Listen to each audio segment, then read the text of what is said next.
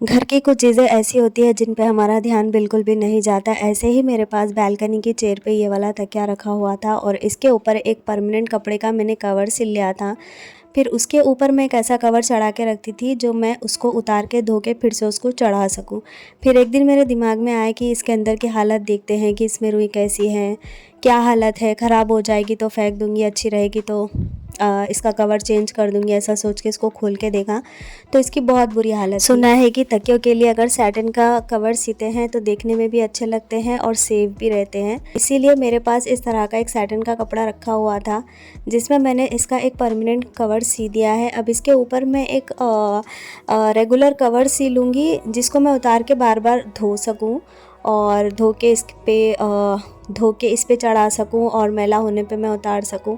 ऐसा करके इसके लिए मैं एक और कवर सिल लूँगी। फ़िलहाल ये इसके लिए एक परमानेंट कवर है। अगर आपके पास भी इस तरह के तकिए हैं तो इनको धूप दिखाना और जो रेगुलर बेसिस पे हम तकिए यूज़ करते हैं सोने के लिए, इस्तेमाल करने के लिए, जैसे भी घर में तकिए पड़े हुए हों उनको महीने में एक बार, हो सके तो महीने में 2 बार धूप ज़रूर दिखाया करें। इससे बैक्टीरिया भी किल हो जाता है और पोल्यूशन भी नहीं रहता, एलर्जी भी नहीं होती और नींद भी अच्छी आती है और सारी नेगेटिविटी चली जाती है धूप दिखाने से।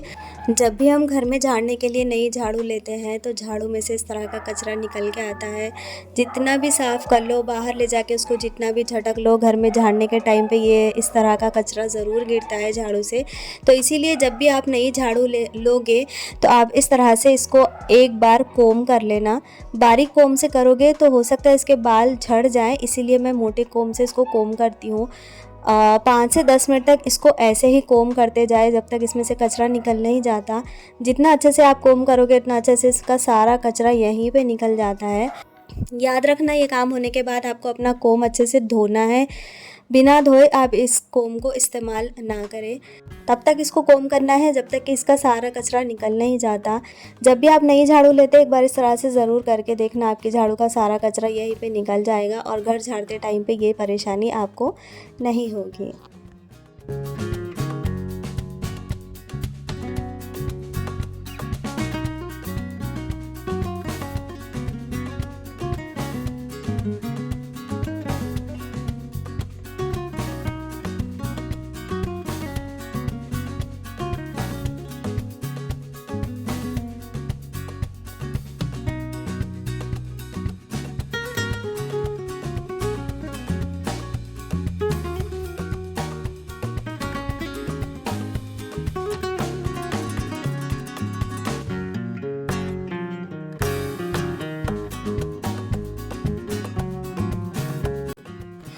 जब भी आपको अपने सिंक एरिया के पास या फिर वॉशरूम एरिया के पास सोप, शैम्पूस, क्रीम्स रखने के लिए कोई अच्छा सा स्टैंड लगाना हो तो आप इस तरह का स्टैंड ज़रूर एक बार ट्राई करके देखना।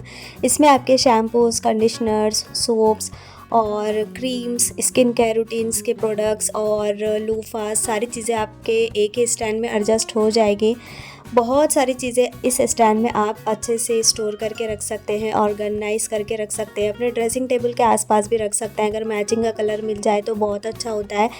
मेरे पास सिंक एरिया के पास एक था और फिर मुझे अच्छा लगा तो मैंने वॉशरूम एरिया के लिए भी एक बाय कर लिया है। 100 से 150 रुपये में आपको इस तरह का स्टैंड मिल जाएगा और ये बहुत ज़्यादा हेल्पफुल होता है, इसीलिए आपके साथ शेयर किया है। वीडियो हेल्पफुल लगे तो लाइक, शेयर और सब्सक्राइब ज़रूर कर देना।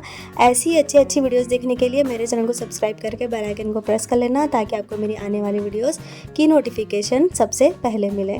Thank you so much for watching. See you soon. Bye bye.